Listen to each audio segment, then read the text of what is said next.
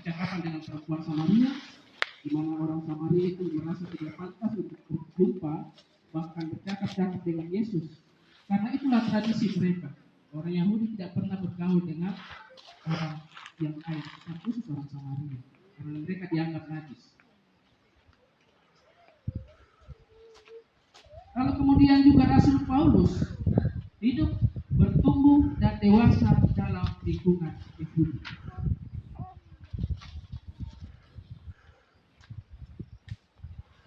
Dalam ayat yang ke-11 sampai ayat yang ke-23, Rasul Paulus menyebutkan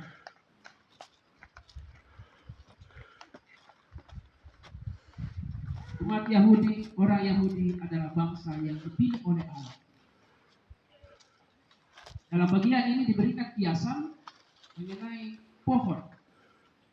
Ya, Rasul Paulus membuat sebuah kiasan atau perumpamaan ibarat sebuah pohon. Yes, bagus ya, ada bagus di belakang yang biasa bercocok tanam vanili. Iya, secara khusus kita hari ini mau berbicara mengenai cangkok. Iya, bapak-bapak yang biasa menanam vanili sudah pasti biasa soal istilah ini. Paulus menggunakan istilah dalam dunia ilmiah, yaitu ada pohon yang utama, lalu kita ini adalah yang dicangkok. Kita semua tahu bagaimana proses mencangkok. Kita diambil dari sebuah pohon yang kokon, lalu kita dicangkokkan, atau mungkin kita dicangkokkan kepada pohon yang sesungguhnya itu. Begitu kan? Apa Robert? Rasul Paulus juga mau bilang bagi kita, umat Yahudi, orang bangsa Yahudi itu adalah pohon, lalu kita ini adalah cangkokan.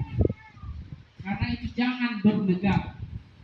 Itu adalah peringatan yang diberikan oleh Rasul Paulus. Karena itu janganlah bermegah. Apa yang dimaksud pada bagian itu janganlah bermegah. Kita tidak boleh sombong dengan keberadaan kita sebagai orang Kristen. Kita tidak bisa bilang bahwa saya orang Kristen.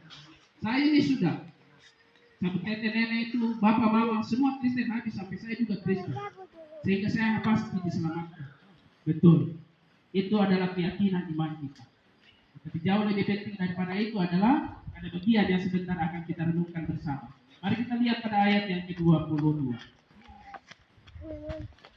Ini bagian yang penting menjadi peringatan bagi kita semua. Sebab itu perhatikanlah kemurahan Allah dan juga kekerasannya, yaitu kekerasan atas orang-orang yang telah jatuh, tetapi atas kamu kemurahannya, yaitu jika kamu tetap dalam kemurahannya. Jika tidak, kamu pun akan dipotong.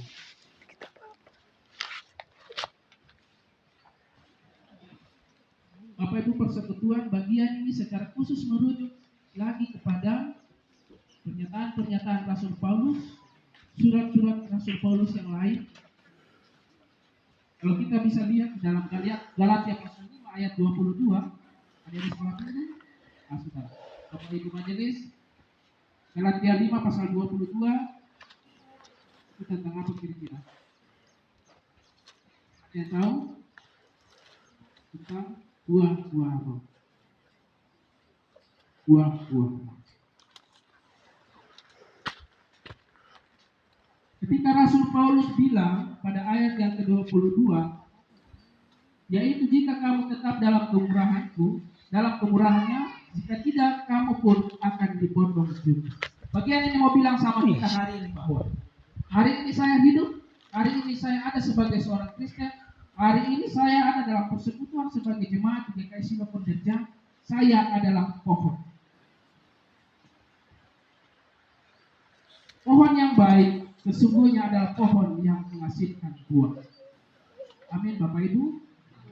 Amin. Kalau saya baca bagian ini dengan kalimat yang sederhana, kurang lebih kalimatnya seperti ini. Sebab itu perhatikanlah atau ingatlah akan